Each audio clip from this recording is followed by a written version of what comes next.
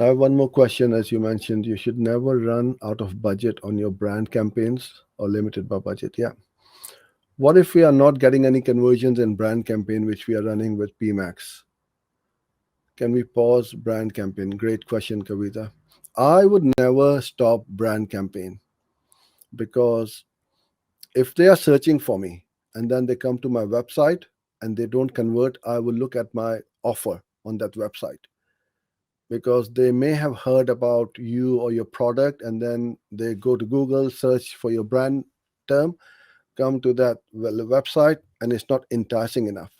So you're getting that traffic, but you're not hooking them with your offer. Give them an irresistible offer that they go, oh wow, I've got to have this. And now start optimizing your landing page because on brand campaigns there's no optimization, right? Except putting negative keywords for your competitors if you don't want your ads to show through, or any other search terms which are non-branded, and you keep on adding them as negative keywords to that campaign. But brand campaign, it runs just on one keyword unless you've got multiple products like Nike running shoes, Nike t-shirts, and so on.